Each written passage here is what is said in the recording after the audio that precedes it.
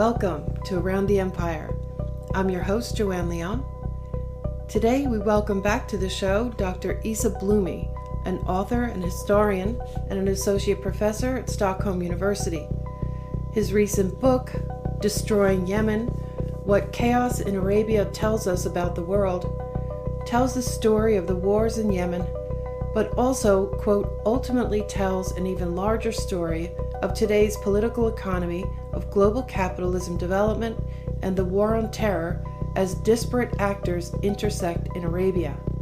Dr. Blumi is speaking to us today from Sweden about the war in Yemen, including the battle for Hodeidah, the development, the Horn of Africa and the Red Sea coast, and the bigger picture that this war reveals. We talk about the underlying existential battles between the Gulf states, the political factions in the United States that they're aligned with, and the Western imperial and corporate powers at work in the region.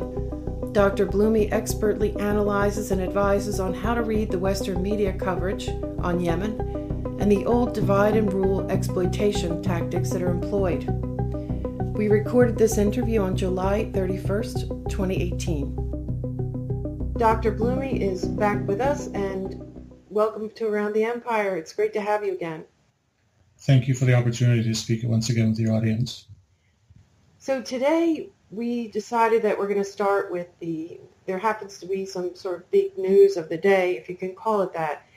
The AP reported that U.S. and I don't know how they phrase it, something like U.S. allied Saudi UAE coalition is allying itself with Al-Qaeda in Yemen. Now, we know that this is not news, but it is news to our mainstream media. So it will be news to a lot of Americans. And they try some rationalizations in there saying the Houthis or the rebels, or usually they refer to them as Houthis, are allied with Iran.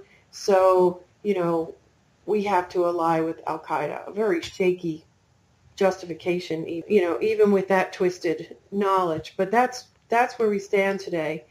And it's just very strange the way things are reported in the mainstream media here, and I think in Britain too. Why is that, Dr. Blumi? Why is the mainstream media reporting so twisted here on Yemen?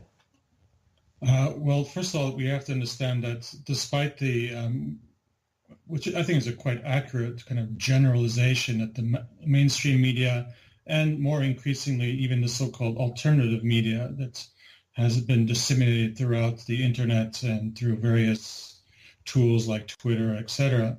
Yes, there is kind of a uniformity. There is a greater dependence on single source offerings, if you will, and narratives. In this case, the story is an AP-produced story by three reporters who actually have if you actually follow their career, have a long history of reporting in mainstream media and certain kinds of stories. So the main author of this one story is, in fact, very supportive of the rebels in Syria, which has an interesting kind of connection to Qatar, which I suggest, if anybody's interested in listening, if you actually pay attention to these stories piling on, especially the UAE these days, you'll notice that Qatar is completely exonerated from the question in Yemen, where, in fact, they were the principal parties with Saudi Arabia, but for different reasons, in instigating conflict using radical Islamic groups since the 1990s.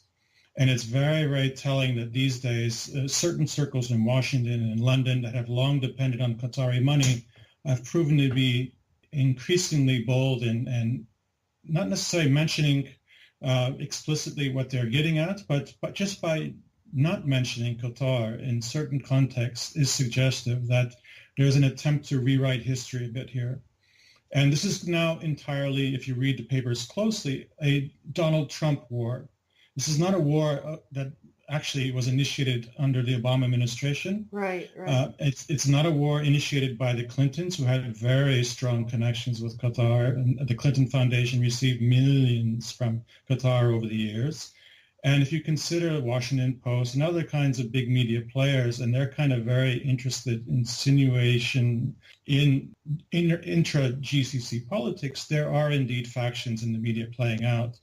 So I suggest to your listeners to pay a little bit more attention for these kinds of things, because we are in the process of rewriting history. Now, on top of this AP story, which has been basically picked up by everybody in the world who I think has, at least the editors have an orientation towards this kind of objective. One, attacking the Trump administration. Two, exonerating the Clintons and the Obama kind of neocon universe that actually are the ones principally responsible for this disaster in Yemen.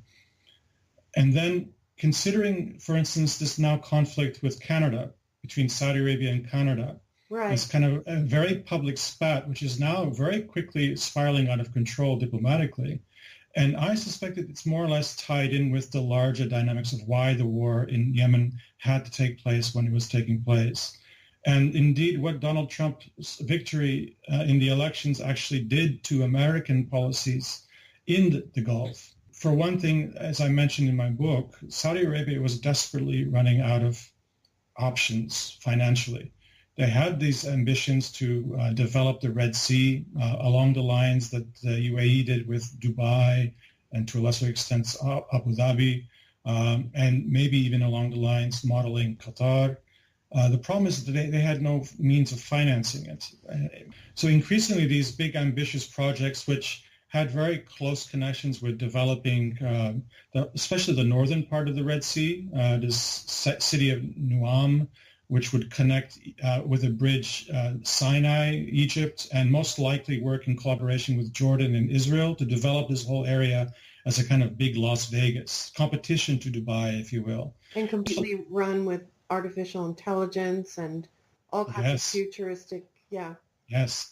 But this project, which probably has the fingerprints of the Bin Laden group, much like the projects to develop the areas around Djibouti, including a bridge that would span the narrow gap between Yemen and the Horn of Africa, including all these projects to develop Ethiopia as a kind of, let's say, breadbasket for the Gulf, especially for Saudi Arabia, with the damming of the Blue Nile, which is a massive project which had caused big problems for the Egyptians downriver. And all these things are very much interconnected. And if your audience would pay a little bit more attention to this kind of more regional dynamics and recognize that finance and the political economy of finance, acquiring money, where are we going to get this money is the question that the ruling family in Saudi Arabia is asking.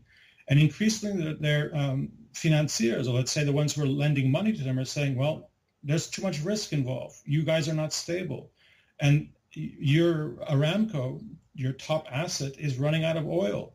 Where is the oil? And there's been some serious questions in the industry about actual claims that they have certain kinds of resources and assets. And in many ways, Yemen would resolve these problems for Saudi Arabia. The problem is that it directly clashed with Qatar's own ambitions and the heavy investments that the UAE had made in Yemen. And indeed, the UAE was to be the big loser in this push between Qatar and Saudi Arabia to make sure that the so-called Houthis, who were representing a much larger coalition of Yemenis, who were very upset with what happened after 2011, when the removal of the dictator that everyone agreed had to go, the removal and replacement by a puppet of Saudi Arabia, the neocons in the United States and Qatar, was not acceptable to Yemenis. And that's why the so-called Houthis, who again represent a much larger coalition of Yemeni parties, basically had the support and ultimately were successful very quickly to change and turn the tables, if you will. And this basically made it impossible for Saudi Arabia over the long term to permit and allow. And they got the green light from the Americans. They got all the logistical support they needed, and basically it was a race against time. And unfortunately for them, the neocon, let's say, trajectory coming out of Washington, giving them the green light for this, I think dramatically changed with the surprising victory of Donald Trump in Washington. And we've seen the consequences of that in domestic politics in America ever since. There's this rather insidious coalition between the CIA, FBI, and the so-called left in their media, whether it be what's this, Bill Mayer or Meyer, whatever his name is, or Bill Maher. Bill Maher and CNBC and all this. And again, I just did an interview with Aaron Mate, and he brought up this story that CNBC for the last year has not reported one word about the Yemeni catastrophe. Yeah, MSNBC, yes. Another branch of the same network. Yeah. Right. So I think there's a lot going on that Yemen, in many ways, sheds light on many, many other things. But Yemen is, in many ways, the crux of what I would suggest are big structural changes happening since 2011. But they really are going to come at rapid speed within the next couple months or a couple of years. We see it playing out with Canada right now. I think that's also a very interesting story to bring up. On top of this AP story, and this last couple of weeks, you really began to see the ratcheting up of using various media sources, from The Intercept on the left to the AP and Washington Post and others, in targeting specifically Qatar's main adversary in the Gulf. And I think as we move forward, it would behoove your audience to pay a little bit more attention to these kinds of things and figure out also how does Yemen tie into the Horn of Africa? Not only oil and gas, not only the offshore fishing rights, which I've mentioned quite often whenever I've given interviews about this topic, but also look at what's happened to Ethiopia over the last 6 months. Change of government, a very radical turn as far as this Prime Minister Ali Ahmed has taken regarding relations with Eritrea. Right. He's got into a spat with Abu Dhabi over Berbera Port, which was something that Dubai Ports World had a legal lease on for the next 30 years. That same company, Dubai Ports World, lost its contract at Djibouti, about a year earlier. So there's all kinds of things going on in the Red Sea, and the control of waterways, the control of Socotra Island, which apparently has been negotiated where UAE is left and Saudis have taken over. It's not quite clear. That story has been more or less vanished from everyone's attention. Yeah, and it was in the news, suddenly popped up in the news that the UAE was, had landed there. They were establishing a military presence. And then just recently I heard that the Saudis were there. So I'm glad you brought that up, because I was confused about that. Mm-hmm. Yes, so apparently they've been replaced. And it's not quite sure the nature of the diplomacy, if you want to be cute about it. They went behind closed doors about all that. But I mean, clearly this was a Western Indian Ocean asset that ultimately empire, meaning the American NATO interests, are going to secure for its own long-term strategic needs. In the interim period, which of the partners who's going to actually survive this war in Yemen will benefit from being able to develop this amazing, unique island. Unfortunately, its future as a unique ecosystem is probably not much more longer. It's going to become very much a Disneyland for the tourism industry, I'm afraid, on top of the militarization of the island. But again, this is all very much connected to, if we go back to the beginning of this story, Saudi Arabia needs money. But, join the crowd. Even the United States needs money. This has been a game now, going after Swiss bank accounts, going after American citizens who have their money overseas. This whole push to, change corporate tax law, to bring corporate savings back to the United States.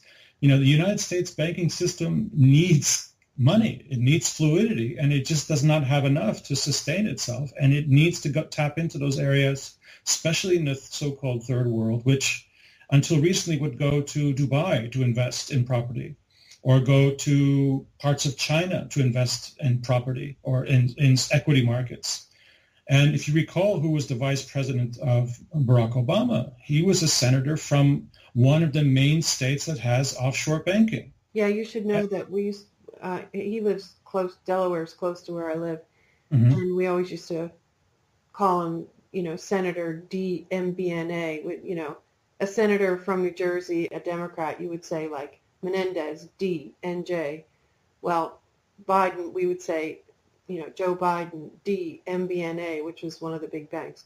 He was well known. It's not talked about much anymore, but he's a banking guy. He's a protector of the bank and credit card industry. So yes. And so these industries, especially after the crash, okay, Obama comes in and saves them and, hands out trillions of dollars of future taxpayers' money. I don't know where they're going to get that money. China's not going to be their financier much longer. But everyone is running into this kind of cash flow issue. And the last thing that the Gulf is expected to do is to hunker down and save its own money and keep it on shore, right? I mean, that was the part of the agreement with the Nixon petrodollars, that the money would be paid for Gulf oil, but it would eventually have to be recycled in the form of treasury bills or other kinds of investments in the West, or arms contracts, right? So Saudi Arabia needs to find money because they're basically operating at a net loss every year. And so one of the things they thought they would do was issue an IPO for Aramco, to suppose that their big prize. But Aramco, unfortunately for them, the industry knows very well. If you talk to people in Zurich or elsewhere who trades in oil, they know very well that Aramco does not produce every day from its own oil wells inside Saudi territory 4.5 million barrels of oil. It actually has to play the market to supply that every day.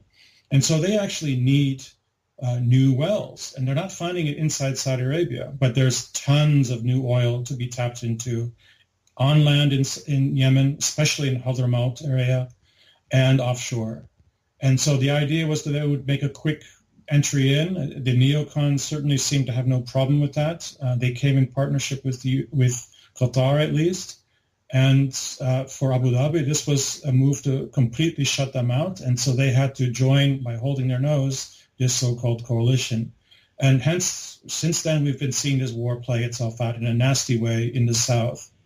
If you go to Aden today, it's a very dangerous city where assassinations taking place every day, car bombs blowing up assets for Saudi Arabia or for UAE, depending on who you're asking. And if you're on the ground, the game is now who's going to pay whom not to shoot us today, kind of thing. And this is that whole story which gets, I think, concocted to make it look like that the Trump administration especially, but also especially UAE, they've been really emphasizing UAE and something to highlight for your audience and pay attention to these kinds of things. This AP story is really highlighting the UAE, and you look at other stories about torture houses in the south, and you'll just notice there's a very suspicious lack of mention of Qatar and all this, and indeed the origins of this war, which was under the neocons and the Obamas of before the election. And this is not to exonerate the Trump administration. They have their insidious relationship with the Zionists, and in many ways they've caved in to the pressures. And the easiest way to basically give what these guys want is to allow things play out in Yemen. Nevertheless, they introduced a dynamic early on when they took power after the elections that caused this rift between the GCC countries to really take itself into the public realm. Qatar has basically been pushed out, even though they do have lots of influence inside Yemen still. You can see that they're fighting back now with their media assets that they have cultivated for a decade or more. And they still own lots of properties in London, in Washington. They still have big PR firms working for them. And you begin to see a slow return to normalcy.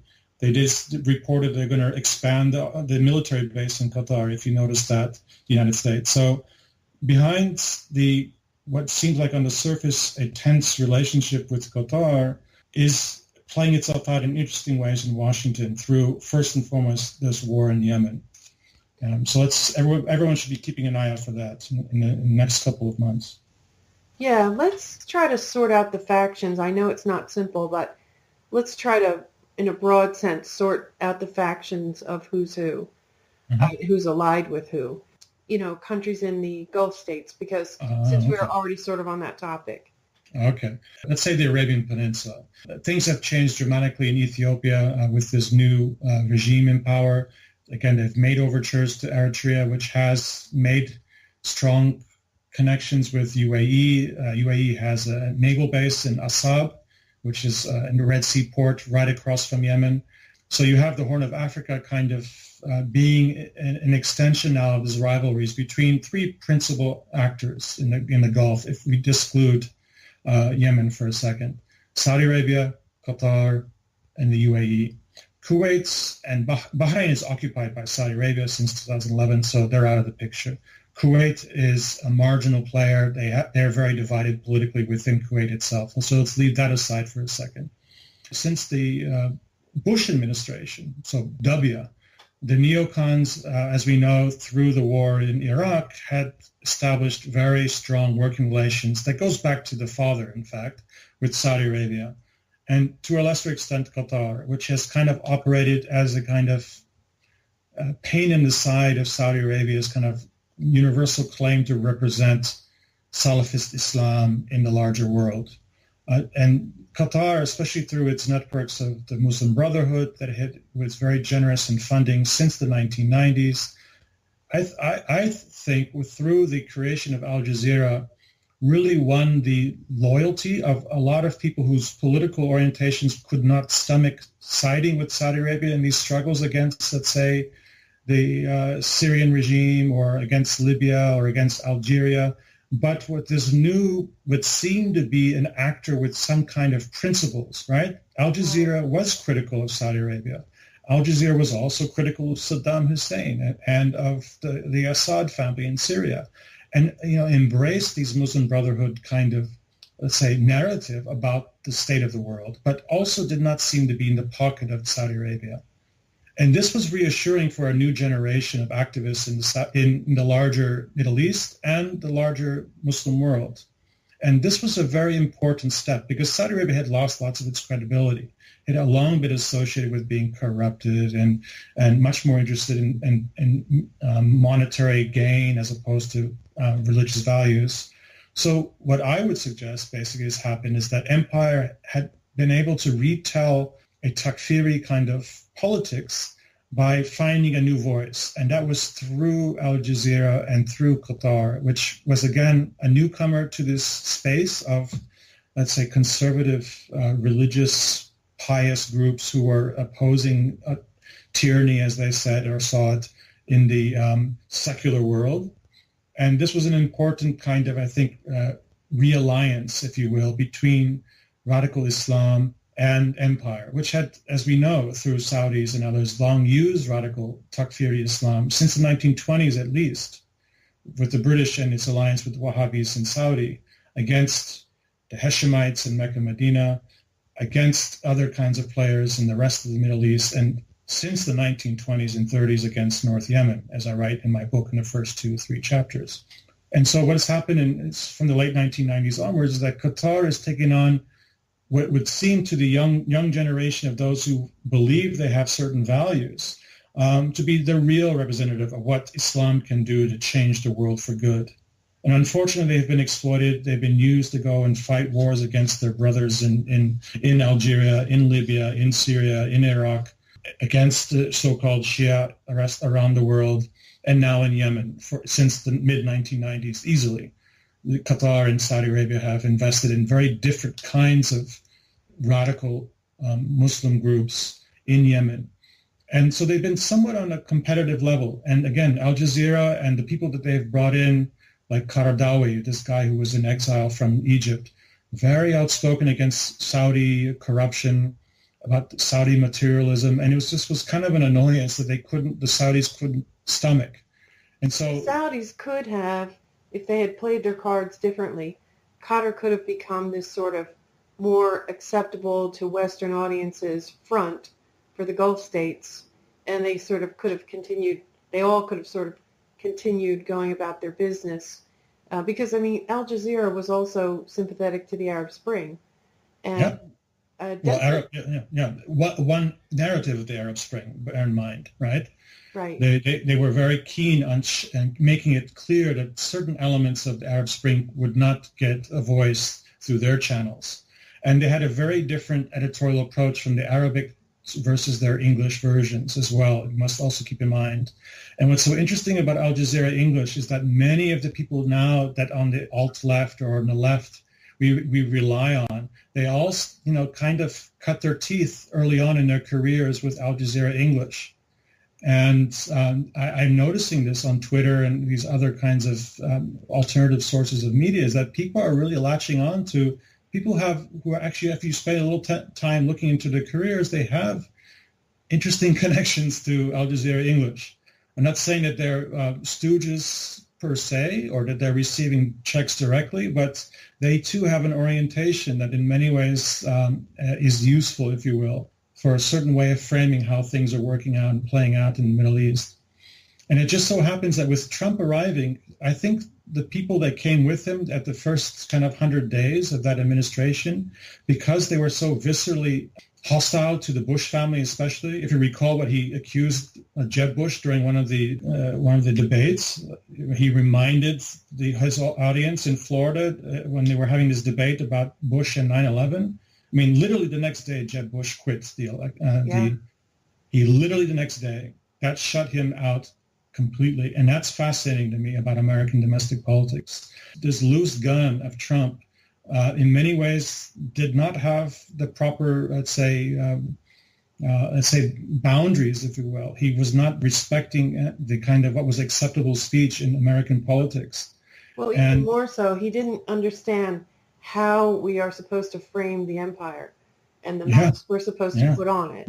And he's pulling back the curtain by telling truths in certain areas, In certain areas. And he's been disciplined since. And obviously this whole Russiagate is keeping a very tight niche of what he's... I mean, and again, Yemen to him, or the people around him now, is again fully expendable. And unfortunately for them and for Saudis who have to pay for all this, it's also very lucrative for American industrial complex. They're very happy to see Saudi Arabia and all the countries spending hundreds of billions of dollars a year on their weapons.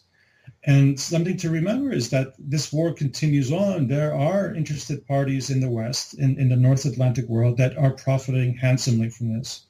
And the ones who are losing out on this not only are Yemenis, but in the case of these big players in the larger region, Saudi Arabia has to borrow money to pay up front for all this equipment. It costs them hundreds of millions of dollars a day to fight this war. They're losing this war. They have to pay mercenaries. Their bases along the border with Yemen are being attacked daily. And on top of that, they're in this kind of very quiet, behind closed doors war with their partners who are supposedly partnering in this war in Yemen, but they're actually not. They're fighting each other around these key assets that everybody wants in Hadramaut in South Yemen, and over the ports, and over access to the Red Sea and offshore assets. So this plays itself out with no one's attention. Media does not give this attention, and only occasionally are we getting the perspective of what happens to be an attempt to exonerate Qatar and in many ways deflect our attention on obviously the disaster for Yemeni people. In many ways change the narrative to suggest that there is no reliable partner in Yemen to rely on in these negotiations, that the UN is kind of, slobbering, saying, okay, we need some kind of negotiations now. I mean, the UN has just is shed all its facade of being a fair arbiter in conflicts. They've just demonstrated over and over again in the case of Yemen that they are in the pocket of powered interests. And so shame on them for that. And in many ways, the only ones who are able to actually keep things on the radar screen, unfortunately, are the victims of these horrible attacks. It's only when we see 30 people or 50 people die that we actually get any bit of news. I mean, if you get a wedding that kills 12 people, you're not going to hear about that. You're not going to hear about the children by the tens every day starving to death in never to be visited villages. And when PBS has a reporter who goes up into the highlands and tells a narrative, pay attention to what she's saying. I mean, she was chastised by the one person she was interviewing, saying, "You're asking me about America? Where is America in all this? Are you kidding me? Every single weapon that's dropped on us is from America. This is America's war." This was a quote that Aaron Mate used in the interview he did with me yesterday or 2 days ago. I beseech everybody to pay a little bit more attention to those people who write these stories. They have a long history with the Gulf and in some cases with Yemen as well, particularly to Yemen. And there are certain things they will not touch. There are certain stories and certain angles and certain approaches they will not touch, and they will constantly revert to using these catchphrases like Houthis or Iranian-backed or Saudi-led coalition, and again, Americans are not there. More recently, Qatar is not there. And in many ways, everyone is guilty of committing war crimes. This is the most important narrative they keep repeating. So basically, it makes it impossible for us to have any sympathy for anybody on the ground. And to me, that's really, really tragic and problematic, morally unacceptable. Yeah, it's the big framing that we're not supposed to understand, and that's why it is so hard to understand. I just listened to an interview, well, actually part of it, about Craig's recent story about a family who was bombed near the border with Saudi Arabia. 9 young children, and they went into a lot of detail about how, there was a drone in the area, so they did have surveillance, but they didn't do, this is the Americans and the Saudis, but they didn't do enough research on who was in the tent, and the tent was hardened, and that's the only reason the family survived it. And when it was when the Saudis saw a bunch of children running out of it, they were so distressed, and so it casts blame at the Americans and the Saudis. But wait a minute, the Saudis were distressed because they bombed some children. Are you kidding me? Yeah, really? BS. Are you kidding me? BS. Yeah, it's just BS. And this just, again, makes it more confusing for an audience who will maybe get just that one story and then forget about Yemen until they hear from AP another story, right? And this is the art, if you will, of narrative. And I've to different audiences, to my academic audiences, I'm framing this as a very horrible example, as we live through it, a horrible example of investing in the writing of history. So they're basically projecting the future narrative of history, which they've been doing for a long time, obviously. But since the Vietnam War, they've been playing with all kinds of multimedia resources to tell different stories and to situate events and frame them in right consciously in terminology that will make it impossible for us in the future to analyze accurately what's going on and what happened. So when I look at American archives, American documents in the 60s and 70s, and all their nonsense about development and altruism, you can still find their racist kind of edge to it. They are unapologetically racist when they talk about their clients, right? And they still talk about in those terms today, but they're much more conscious in publishing this stuff or are leaving a paper trail or an electronic trail about this. It's still insidious. It's still there. But they have other techniques of doing exactly what you just described, not only acknowledging that there's crimes and that there's violence, how horrible, but they're all equally responsible for this, especially those people who are shooting at the helicopters. The assumption is they should just give up, I guess. But then also showing that there is a human side to these Americans who are in Tampa, Florida, pushing buttons to fire at these people, right?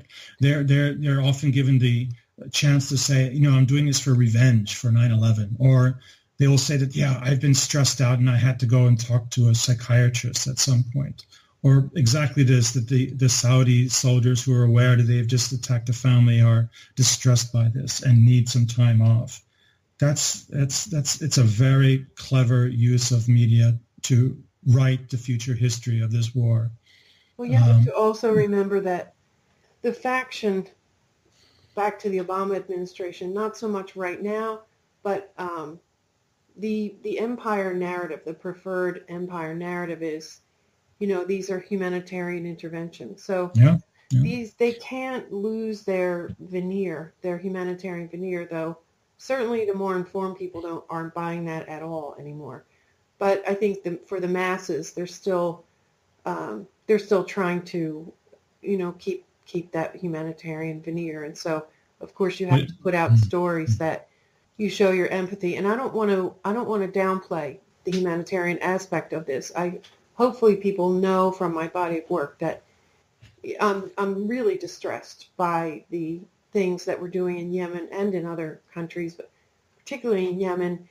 Also, we feel helpless. Oh yeah, we retweet we find some people in Yemen who we think are, who are breaking through to the English speaking world, and I retweet and I send things to my senators and I call their offices, but I'm still very helpless, and I'm still not understanding what the bigger picture is here. So a Western audience that feels helpless is that's really the way they would like to keep this. They don't want you sort of stepping in and saying, hey, I don't know, giving more specific requests about what our Congress should do, and just keeping you in a sort of slightly informed, concerned, humanist, but still very ineffective in any kind of activism. Mm-hmm. And I think that this, I don't know, I'm not quite so sure how it's going to hold up, but how else do you manage a situation like this if you're an empire trying to put an acceptable face on the kind of things that we're doing? It's really an impossible task. But you're right; they're pretty clever in doing it, the ways they do it.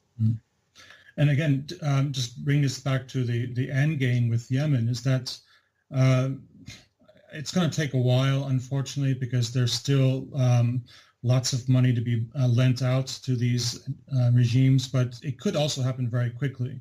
And I suspect what happened with Canada, I don't have any background on this, but I suspect it has a lot to do with the contract didn't go too well. Let me just interrupt you for 1 second. For people who don't know what happened today, just explain the diplomatic row that just happened. There was a human rights activist, a woman human rights activist, which you may recall the last year or so, Western media has been, or at least some factions of Western media have been trumping this, celebrating this Mohammed bin Salman as the kind of savior, the modern, open-minded, westernized future king of Saudi Arabia. And look at all the reforms he's initiating. And in the meantime, he's the one behind this war in Yemen. As I suggested, he's been arresting his cousins and stealing people's bank accounts.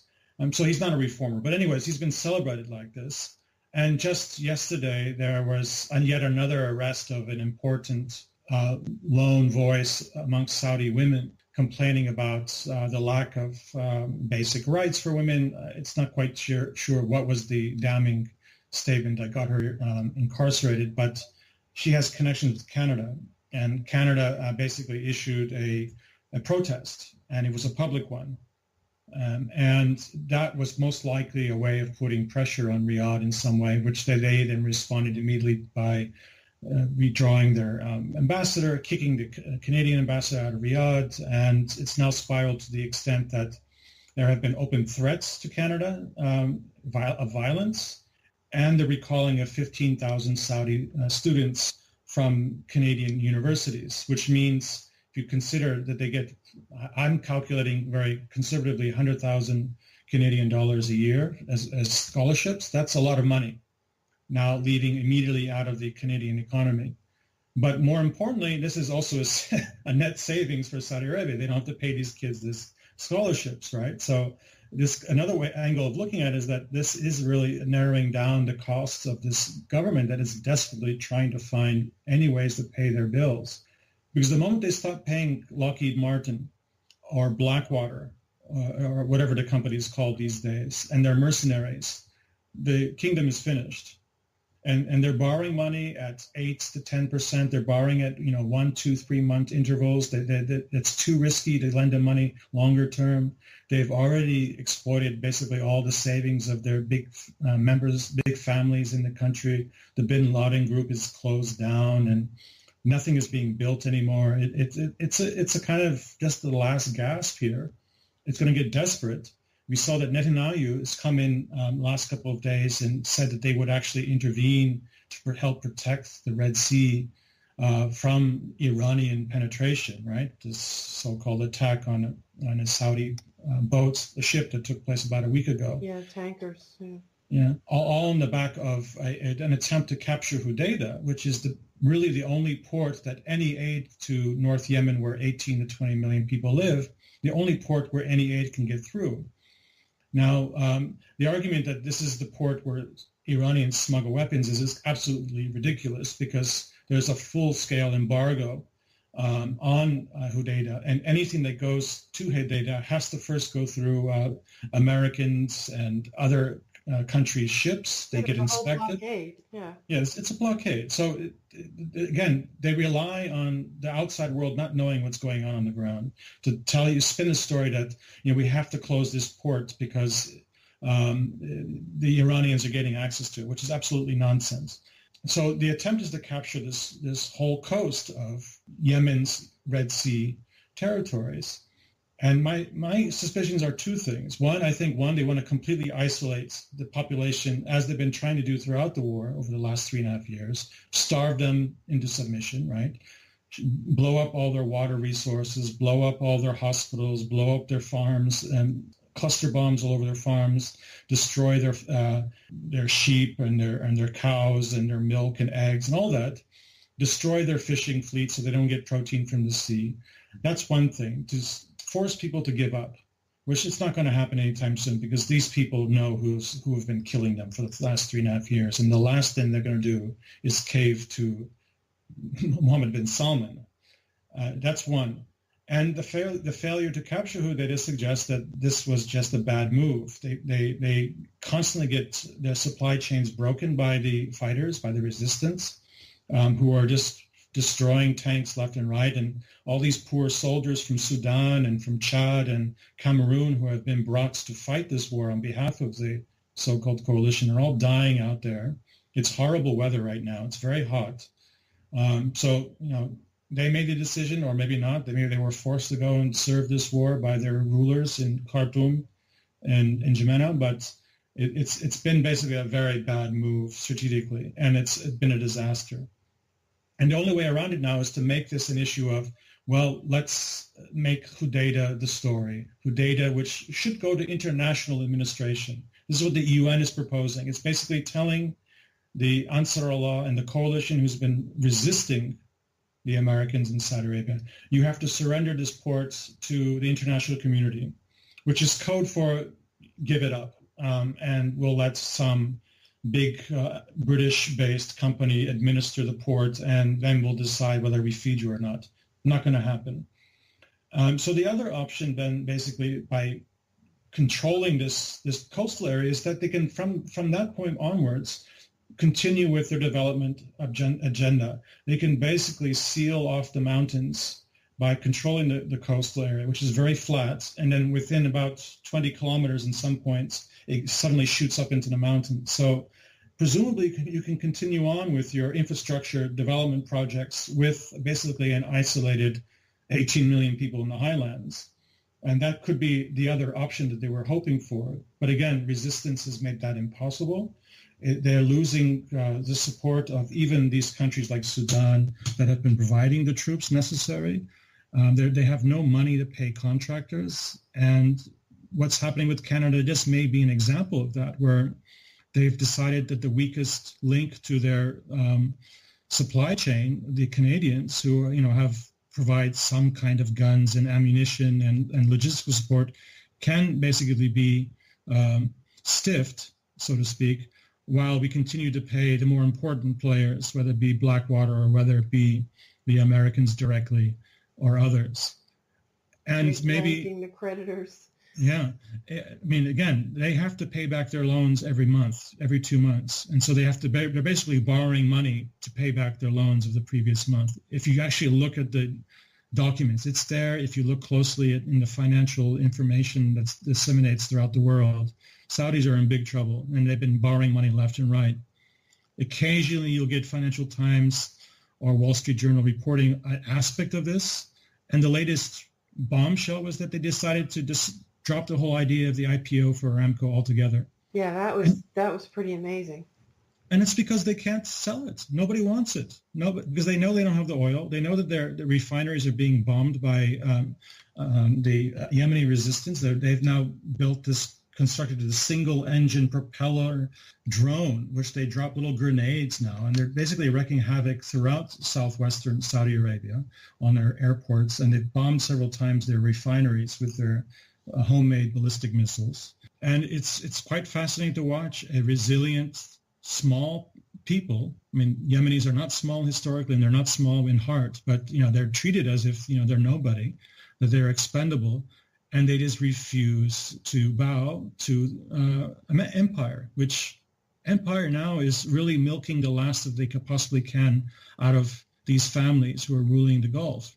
And there will be one winner, maybe two winners that survive. I don't think Saudi will survive. I think that country will be divided.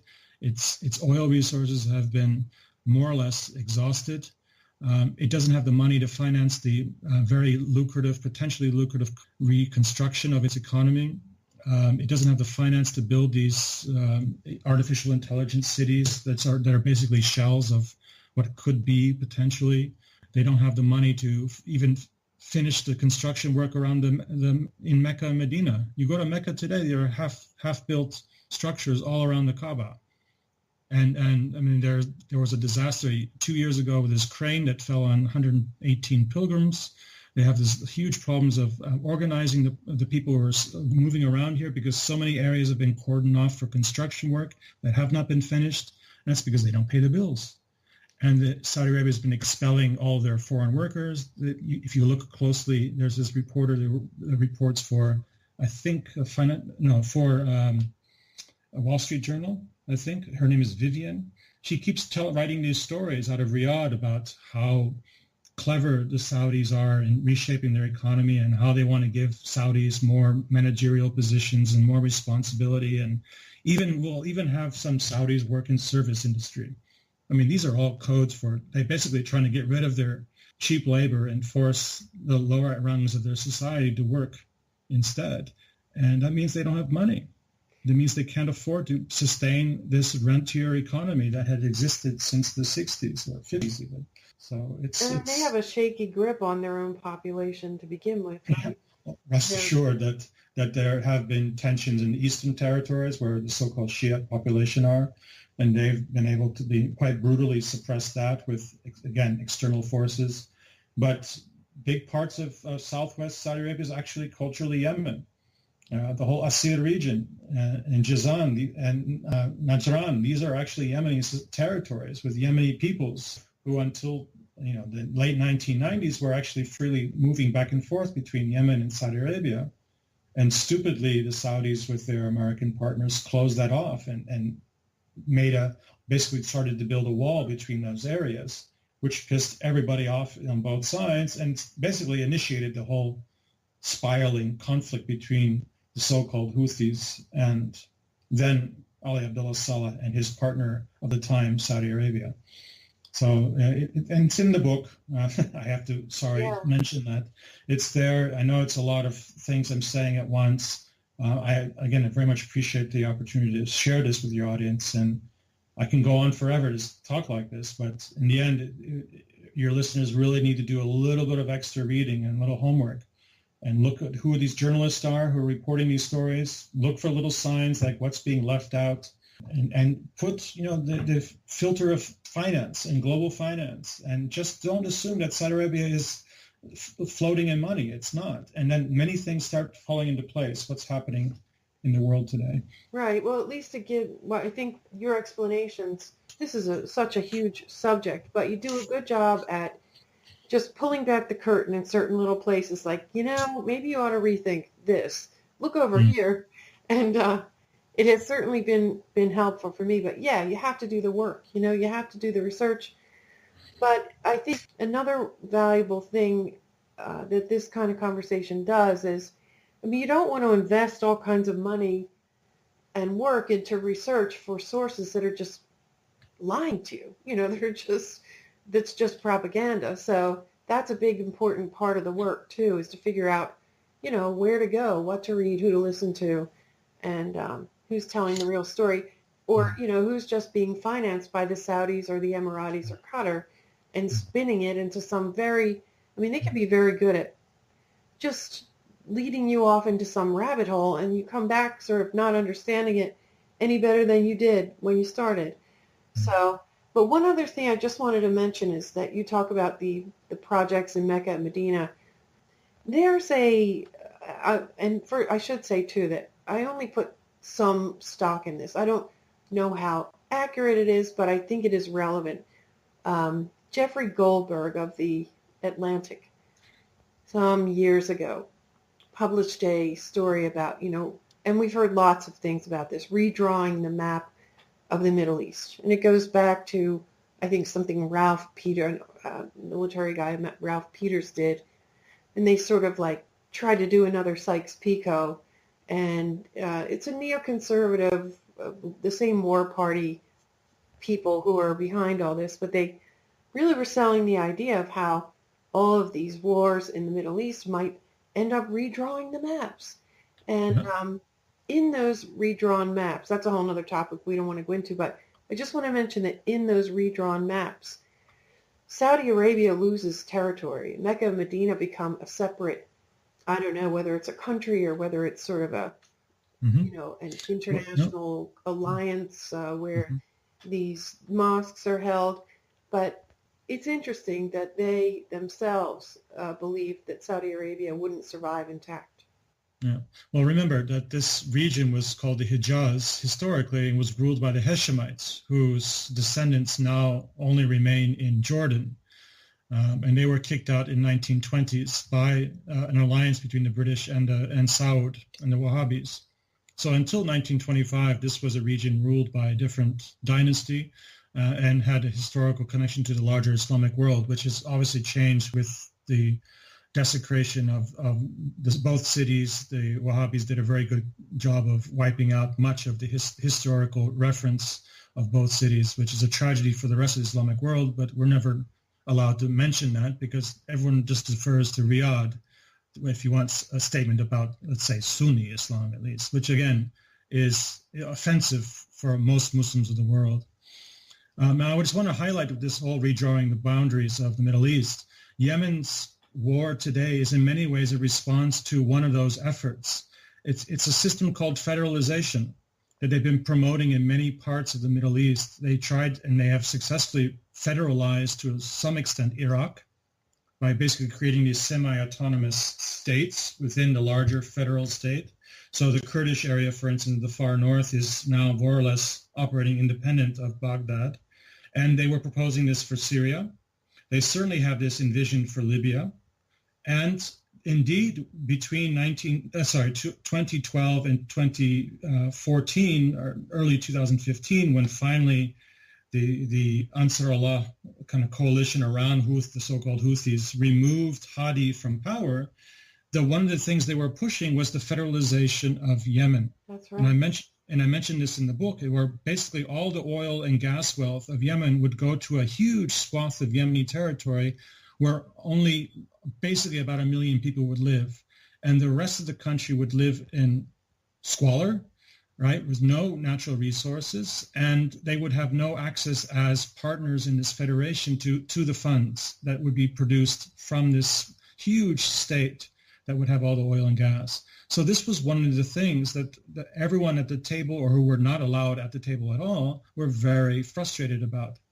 And they did not want this to be pushed through. This is exactly what Hadi was going to push through. Was Salah going to agree to that? Ali Abdullah Saleh was not going to agree to that. Okay. Because politically he had no choice. His followers basically said, this is ridiculous. Hadi and what the Americans were up to, and what Islah Party, which was the Qatari-backed party, who were really aiming to become the big winners in all this since 2011. They were all pushing for an American-designed federal project. And this goes back to think tanks, like these neocon think tanks in Washington, who have been redrawing the post-imperialist world's boundaries everywhere along ethnic lines, sectarian lines, tribal lines even. They play out these old 19th century categories. Yeah, it's divide and rule and extract, basically. Yeah, exactly. So they're disaggregating the colonial era boundaries that were servicing divide and rule tactics of a different era, and now really micromanaging the world's resources. And for them, it actually doesn't matter if there's chaos. And this was the thesis of my first book, Chaos in Yemen, that let Yemen blow up, let Libya blow up, because we're still going to get the oil and gas coming out. We're going to still get the oil and gas coming out of Iraq and Syria, which indeed we've had that. In the Congo, they're still getting all the minerals that they want in order to service the telephones that we all need, right? Well, we all use to Twitter our opinions are on. So the world and how it functions, we're operating in very different we're using old terminology and logics to understand what these guys are, I think, 3 steps ahead of us, unfortunately. And it's only because the resilient resistance from people like those we see in Yemen and in a few other places are we not seeing this project come to fruition. And before anybody jumps on the bandwagon and says that China is the savior, look, they've been sitting on the sidelines at all this, and they're going to be cashing in big time. Yeah, I think it looks like they're going to swoop in and take the spoils. They're going to swoop in and take the spoils in Arabia, in Syria. They've already said, okay, well, since there's already dramatic change in what's happening in Syria, let's now send some troops to show our solidarity. Yeah, well, thanks a lot. After 8 years, thanks a lot. Huh? Yeah. So they're going to step in and become a major player, and for the world that doesn't necessarily bode well. I mean, exploitation, capitalism still is in play here, and the brothers and sisters of this world, and it includes most of your listeners in North America. They're expendable, and we all have to recognize this. And that ultimately goes to us reading propaganda. I mean, I don't think we should shun propaganda. We should just be able to read it with a critical eye and see what actually the project, how they present it, is articulated. Because it's crucial to understand just how they envision and more importantly, how they think their audience thinks. Yeah, that's definitely true. But what's missing here is that firm foundation of what's really going on.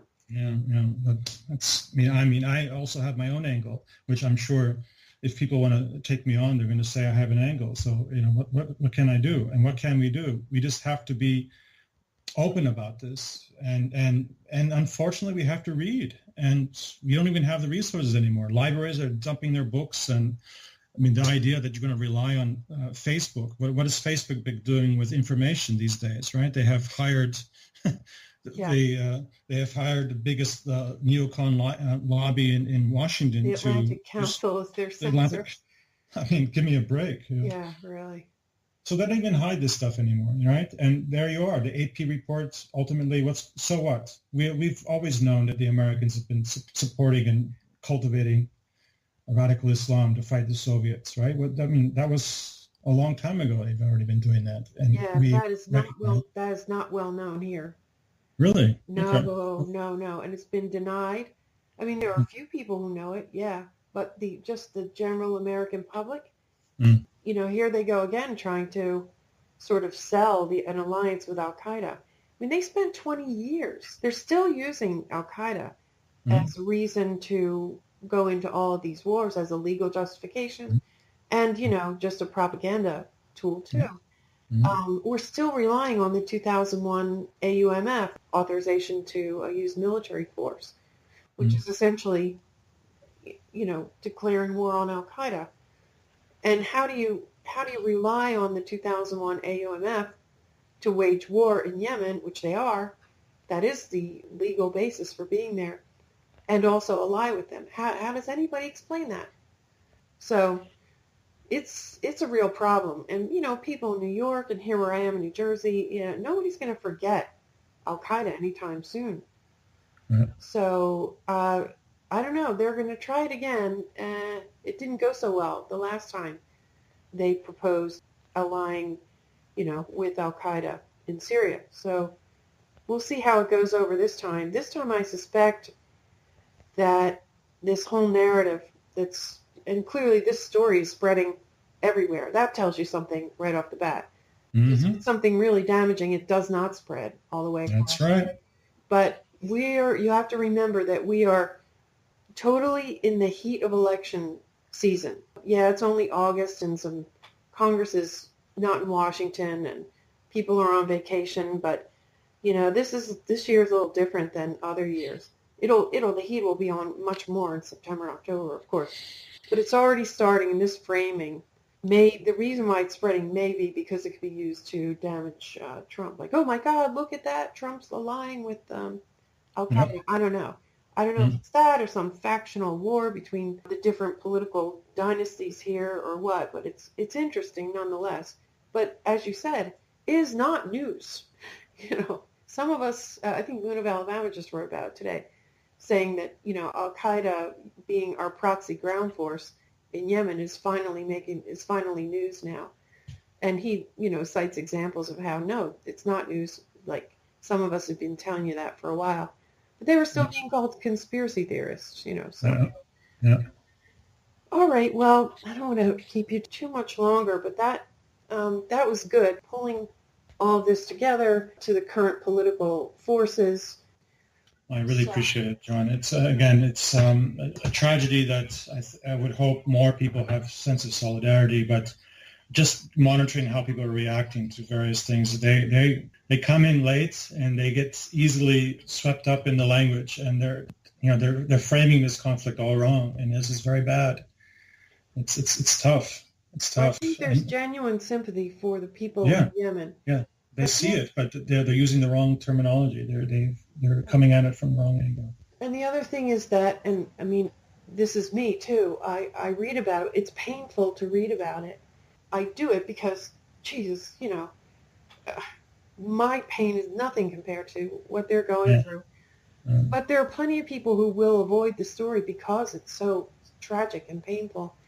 And I don't mean to skim over the tragedy of this, but I'm trying to dig into the other aspects of it because I think it's important, but also because I think it will draw more interest. You know what I mean? Yeah. That's what we really need.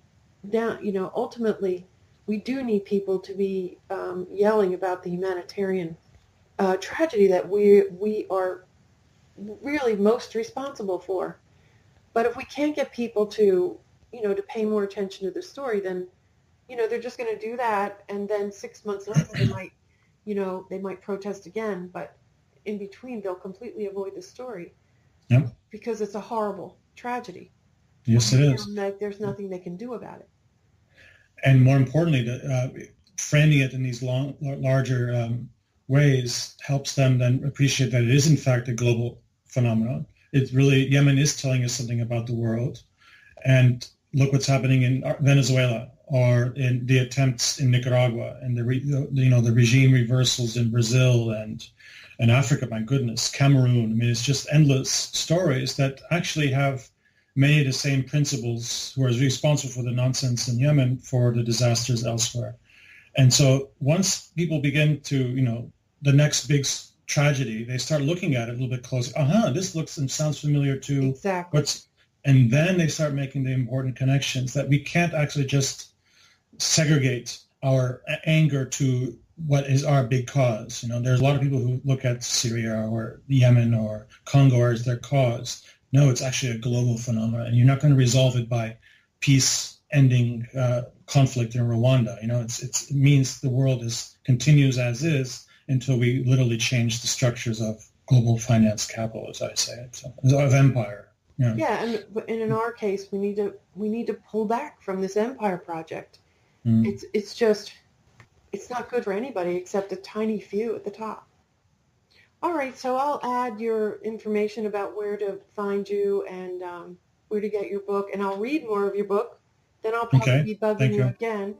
Please do. Again, I'm here. I'm free. I can talk about many other things too, but I'm sure this is what's of interest. I'm really getting into it. I feel like you opened this, portal for me to figure out how to approach this and how to really understand it. Yeah. And I appreciate that very much. Well, thank you again for giving me the platform to talk to your audience, and have a wonderful day. Thank you. And that's our show. Thank you for listening, and a special thanks to Dr. Isa Blumi. Follow Isa Blumi at ISABLUMI on Twitter, and find his latest book, Destroying Yemen, at the ucpress.edu, University of California Press. It's also available from other booksellers. We are independent media. This podcast is brought to you with the help of our generous donors. You can pitch in by going to patreon.com/aroundtheempire or by doing one-time donations on our website, aroundtheempire.com. Subscribe to us on YouTube and our podcast channels at iTunes and other podcast apps. On YouTube, it helps a lot if you hit the subscribe button. It's free to subscribe to the channel. Also use the thumbs up icon to like the videos. Follow us on Twitter at Around the Empire. Also, please like our page on Facebook. And we'll see you next time. Take care, everyone.